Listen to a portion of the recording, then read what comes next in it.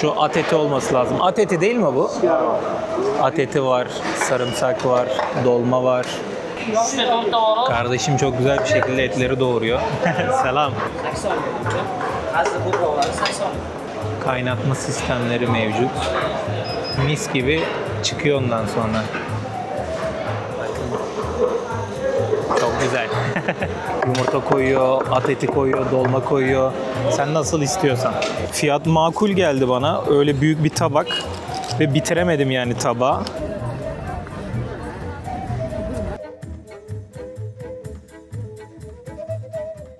Hostelden ayrıldım. Başka bir yere geçeceğim. Geçmeden önce de Özbek pilavını tadacağımız yere gideceğim. Buranın en meşhurlarından olan Beş Kazan var. Beş Kazan'a gideceğiz. Özbek pilavının nasıl yapıldığını göreceğiz ve Özbek pilavının tadını artık bakmış olacağız. Meşhur Özbek pilavının.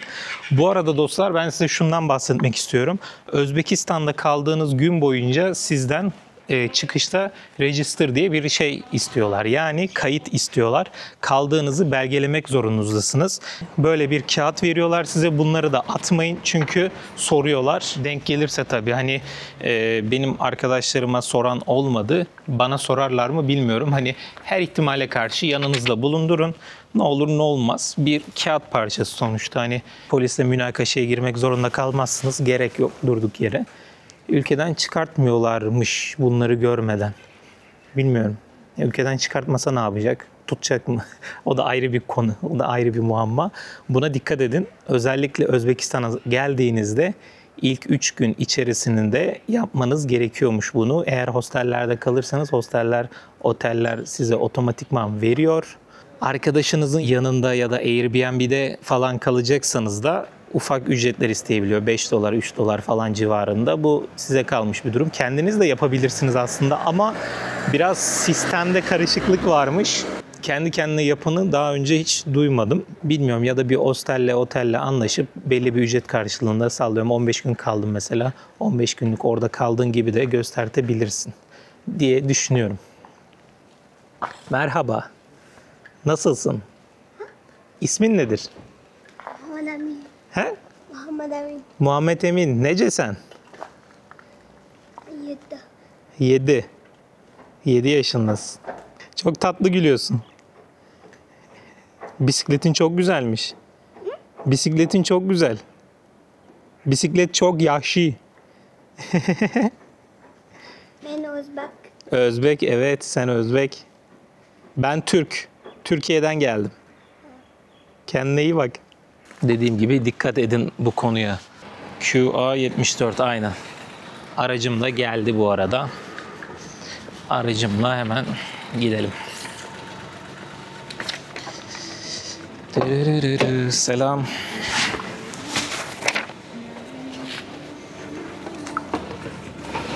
Hoppa.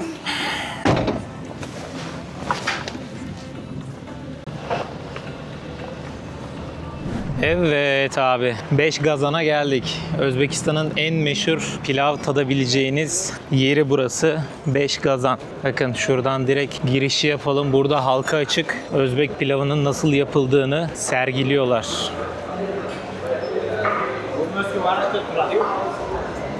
Şurada kocaman bir kazan var. Şuradan geçelim. Yerler de biraz kaygan gibi. Bakın.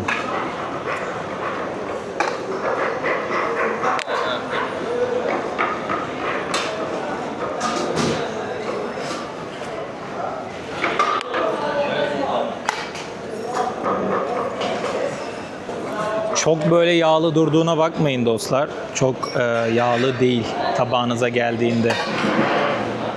Dostlar burada 5 tane kazan olmasından dolayı 5 kazan deniliyor. Burada farklı farklı 5 tane Özbek pilav çeşidi var. Bakın burada hazırlanışını görüyoruz. Dolmaları. Şu at eti olması lazım. At eti değil mi bu?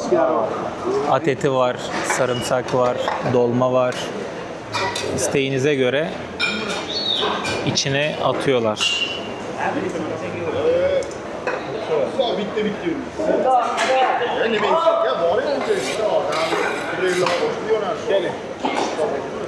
Şurada da tandırda da tandır ekmekleri pişiyor abi.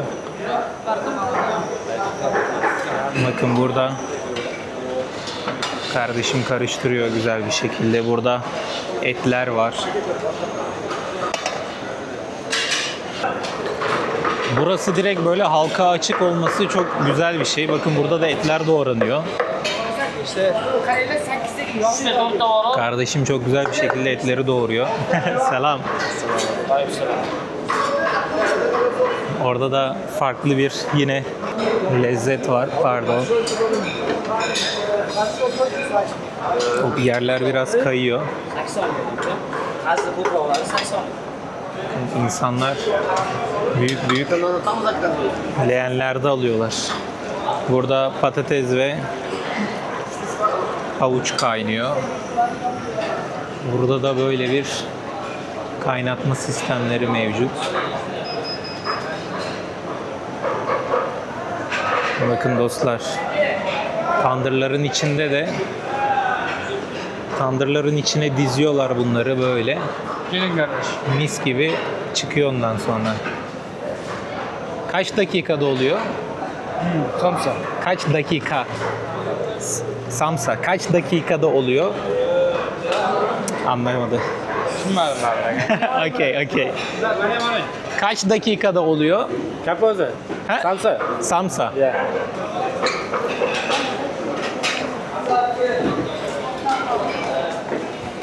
Burada leğenlerde de alabiliyorsunuz. Kardeşim taşıyor böyle. Gel.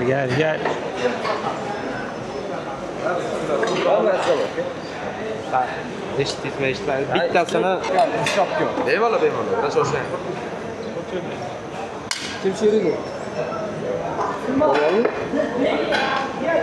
Sağlık sağlamakta koştun. Tandırların içinde de abi böyle güzel Özbek ekmekleri oluyor. Çıtır çıtır. Çok güzel. Kardeşimiz orada tandırın başında. Bakabilir miyim? Tandırın içinde oluyor. Oo. Bakın.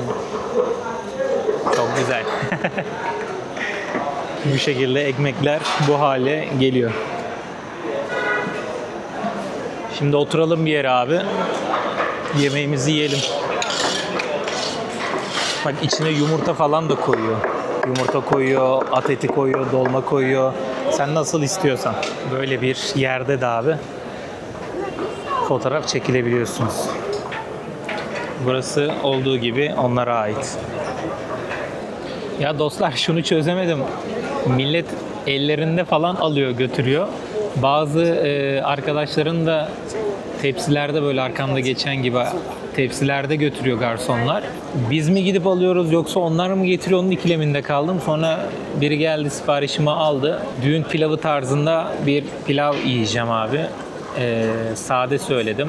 Yumurta, at eti falan söylemedim içine. Bir salata söyledim. Kompostları var. Onu söyledim. Bir de ekmek söyledim. Bakalım ortaya ne gelecek. Göreceğiz. Arkadaşlar Özbekistan denilince akla ilk gelen şeylerden biri Özbek pilavıdır. Burada pilava pilov ya da oş diyorlar. Yüzyıllardır Orta Asya mutfağının kalbinde yer alan bu yemek sadece bir yemek değil, aynı zamanda buranın bir kültürü olmuş durumda. İçinde pirinç, havuç, soğan, kuzu veya dana eti, kuyruk yağı ve çeşitli baharatlar bulunuyor. Özel bir büyük kazanda, az önce izlediğiniz gibi büyük bir kazanda yapıldığı için kendine has bir tadı ve lezzeti oluyormuş. Özbek kültüründe pilav sadece günlük bir yemek değil, aynı zamanlarda düğünlerde, cenazelerde, bayramlarda, misafir ağırlamalarında yoğun olarak kullanılan, servis edilen bir yemek haline gelmiş, kültür haline gelmiş durumda. Bununla birlikte Özbekistan'da çok önemli bir gelenek vardır dostlar. 5 kazan pilavı. Bu uygulamada büyük törenlerde ya da kutlamalarda, devasa meydanlarda aynı anda 5 büyük, kocaman, devasa bir kazan bulunuyormuş. Her kazanda farklı bir aşçı pilav pişiriyormuş. Bu gelenek hem kalabalıkları doyurmak hem de farklı tatları bir araya getirmek için yapılmıştır. 5 kazan ismi Özbekistan'ın misafirperverliğini, bolluk ve bereketini simgeliyor. Yani kısacası Özbek pilavı dostlar sadece insanların karnını doyuran bir yemek değil, aynı zamanda insanların gönlünü bir araya getiren bir kültür hazinesi olarak tanımlayabiliriz. Eğer yolunuz bir gün buraya düşerse mutlaka bu Özbek pilavının tadına bakın dostlar. Benim de söylediğim pilav. Ben at etsiz söyledim. At etsiz söyledim. Sade. At etli geldi de. At etasiz, ha? Yok, at etsiz.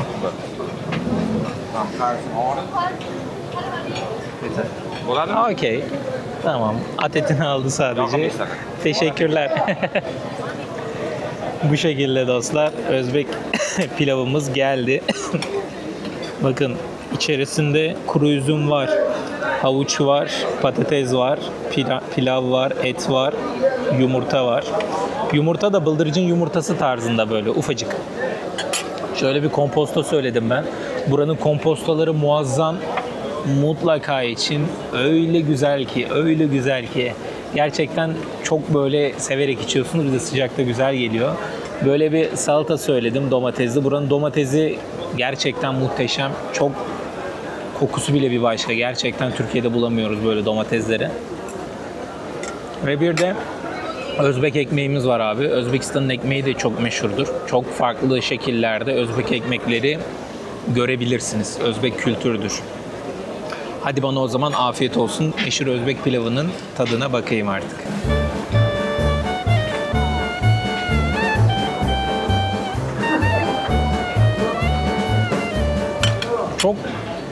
Çok farklı bir lezzet. Çok ilginç ya. Güzel. Şoşaf var ya, of. Bakın bu da Özbek ekmeği.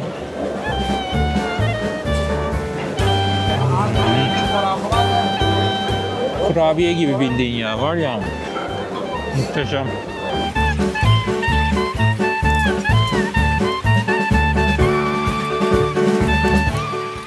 Ya o kadar fazla büyük geldi ki tabak.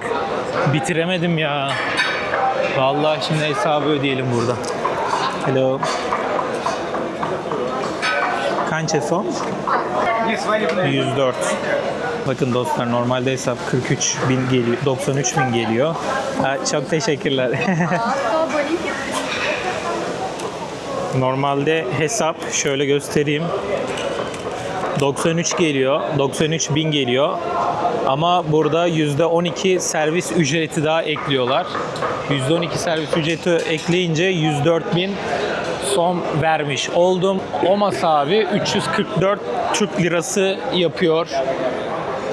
Gayet bence güzel. Fiyat makul geldi bana. Öyle büyük bir tabak ve bitiremedim yani tabağı. O tabak 344 lira.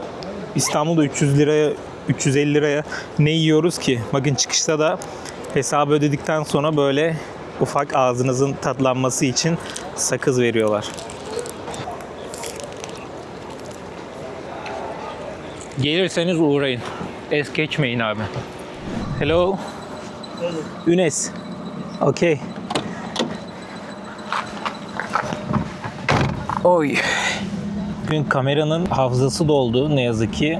Onun için çekim yapamadım. Telefonla adam gibi çekim yapamadım. O yüzden döndüm. Hafızayı boşaltırken bir de baktım ki hard diskim dolmuş. Ne yazık ki hepsi üst üste geldi. Şimdi işte hard diske aktarım yaptım falan filan derken akşam saatleri oldu. Karnım acıktı. Bir yemek yemeye bir yere gidiyorum.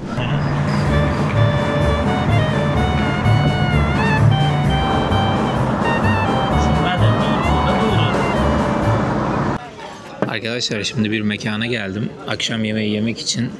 Mekanın ismini ben bu alta yazacağım. Şu an unuttum. Etrafımda da yazmıyor. Burası sadece çorbasıyla meşhurmuş. Çorba içeceğiz burada. Etli bir çorba gelecek. Bir de nan gelecek. Nan buranın ekmeği biliyorsunuz. Bakalım nasıl bir tatlı, nasıl bir lezzet bizi bekliyor. Göreceğiz birazdan. Yedikten sonra da farklı bir yere geçeceğiz. Yemeğim geldi. Bu şekilde içinde pirinç taneleri var, et var. Tam benlik bir yemek. Ben çok et sevmem ama patates var, işte yeşilliği falan var. Farklı. Bu yoğurtlu bir şey dedi buna. Burada da naan var. Hindistan'daki o ekmekler var ya, ona benziyor. Burada da komposto var. Özbekistan'ın olmazsa olmazı. Kompostolar var ya, o kadar güzel ki. İnanılmaz güzel ya. Arkadaşlar yedim, yiyebildiğimi, yani ben çok etçil biri değilim, et yemiyorum. Çorbanın içinde de bol bol et vardı. Artık normal suyundan, pilavından yiyebildiğim kadar yedim. Hoşaf çok güzeldi. Hoşafı bitirdim valla. Ekmeğin de yarısını yiyebildim anca, çünkü bayağı büyük ve kalındı. Hesap 90.000 som geldi. 90.000 som da ortalama 300 lira civarı bir şey yapıyor yani. Bir çorba ve yanında mezelerle birlikte hoşaf, ekmek falan başarılı. Şimdi sizlerle birlikte Özbekistan'ın bugün bağımsızlık günü. Onun kutlamalarının olduğu yere gitmek istiyorum. Bu videoyu orada sonlandırmak istiyorum. O atmosferi de göreyim istiyorum. Yaklaşık olarak bir 37 dakika, 40 dakika falan gösteriyor. Özbekistan'ın bağımsızlık gününü kutlamaya gidiyoruz şimdi. 40 dakika sonra orada olacağız.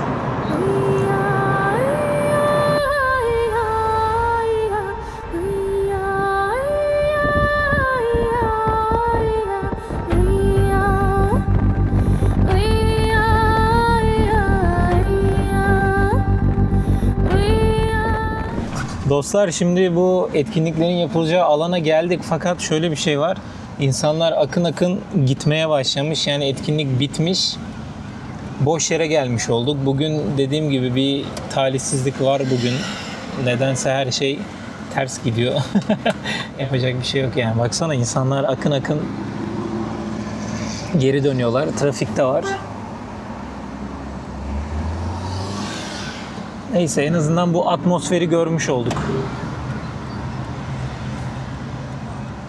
Buradan şimdi geri dönüp tekrardan gideceğiz.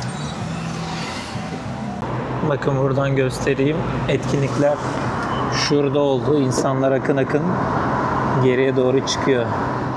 Çöker bozkıra, olur kurt yıldızlara.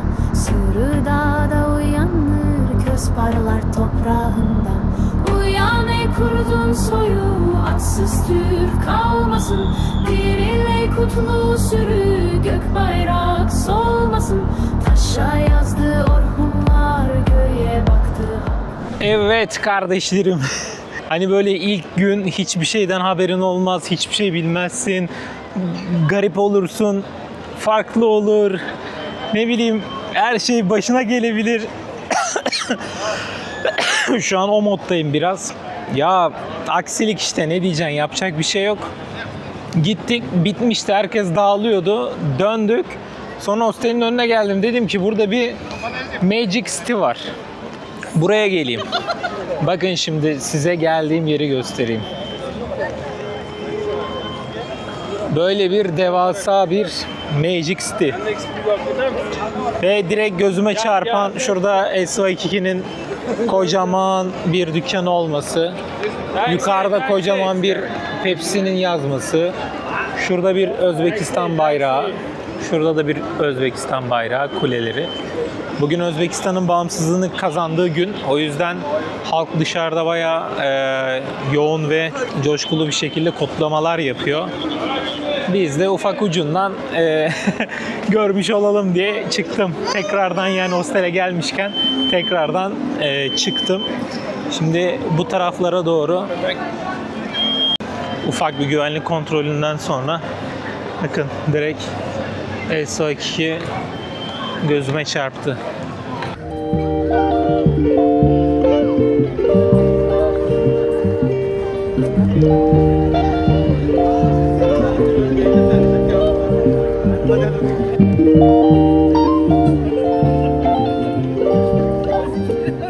Abi burası Özbekistan'ın başkenti Taşkent'te bulunan en dikkat çekici bir yer. Bakar mısınız? Rüya gibi değil mi? Burası 2021'de açılmış modern bir eğlence kompleksiymiş ve halk arasında Özbekistan'ın Disneyland'ı olarak geçiyormuş. Tam karşıda gördüğünüz üzere. Dedim ya hani bugün Özbekistan'ın bağımsızlık günü diye. Ondan dolayı ileride bir şeyler yapılıyor. Hazır gelmişken bunu da görmüş olalım. Çok da iyi denk geldi ya. Birinde ben gelmiş bulundum. Hiç haberim yoktu. Gelince öğrendim yani. Bakın burada su gösterileri yapılıyor. Burada bir şeyler oluyor.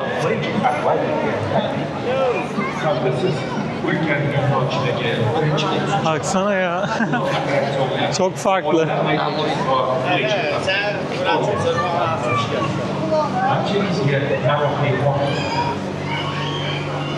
Dünyanın farklı şehirlerinden esinlenen mimariler çok dikkat çekiyor abi burada. Paris, Londra, Berlin gibi şehirlerin küçük birer kopyasını burada görebiliyorsunuz.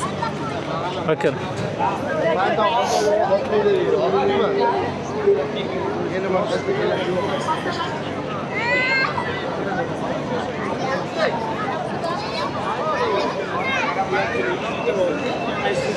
Ne oldu abi? Buraya geldik. Burada mı bitti? Ay şansıma. Bitme ya. Bir gösteri, bir şey görelim ya. Vallahi bitti ha. Geldim bak. Geldim bitti.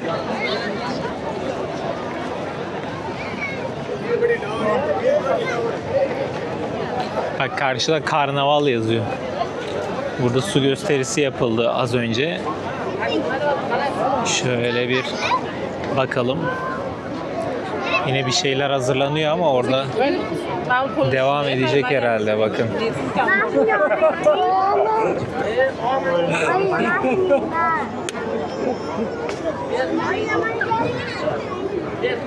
Bir sürü alışveriş yapacağınız mekanlar var, yemek yiyebileceğiniz mekanlar var.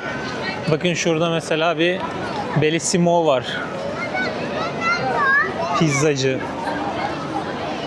Aha, Ramiz köfte. Türkiye'nin köftecisi. Wow. Zipline yaptılar.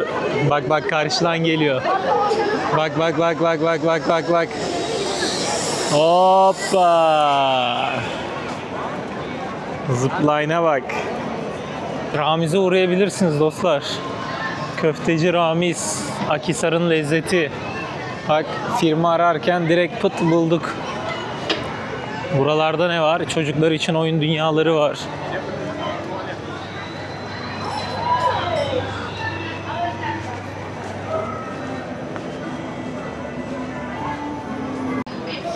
Bir wafflecı var burada. My Toys var orada. Bakın waffle 65 mi yazıyor? 65 waffle. Vay bak. Oyun dünyası.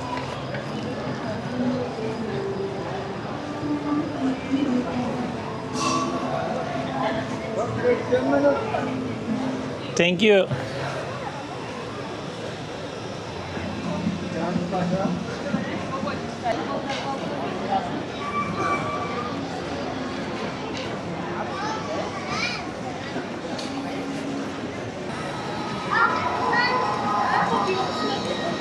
Ben normalde bu tarz yerleri çok sevemiyorum da dostlar, yani gezmesi bana çok şey gelmiyor.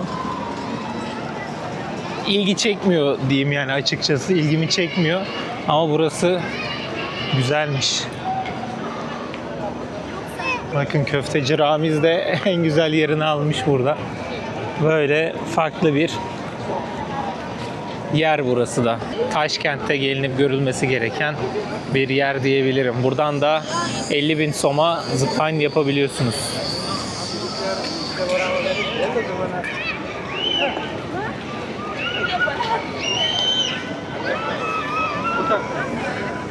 Dostlar, Yandex.Go'dan çağırdım. Taksim'e artık otele dönme vakti. Bu gerçekten tam bir Özbekistan'da ilk gün videosu oldu. Bütün karışıklıklar üst üste geldi. Yapacak bir şey yok. Bir sonraki video çok farklı yerlerden gelecek. Daha yeni başlıyoruz. Yeni geldik ülkeye. Bismillah diyoruz. İlk böyle 1-2 gün böyle geçer. Ondan sonra ülkeye alışınca bir daha sıkıntı yok. Aa bakın. Şef Burak. CZN Burak. Vay be. CZN'nin yeri varmış burada bak. İleride orada. Taksi gelene kadar ben buralarda bakınayım. Bir sonraki videoda görüşmek üzere dostlar. Kendinize iyi bakın. Ve videoyu sonuna kadar sabırla izlediğiniz için çok teşekkür ediyorum. Videoyu beğenmeyi, kanala abone olmayı, yorum atmayı unutmayın. Destekleriniz her zaman yanımızdadır. Görüşmek üzere. Bye bye. Özbekistan pilavını daha önce denediniz mi? Yorumlara evet şeklinde yorum atarsanız ben de buraya kadar videoyu izlediğinizi anlamış olurum. Orta Asya'nın güzel kenti Taşkent'ten hepinize kucak dolusu sevgiler. Kanalımızda katıl üyeliği olarak aktif durumda. Katıl üyeliği alarak bizi destekleyebilirsiniz. Kendinize iyi bakın. Görüşürüz.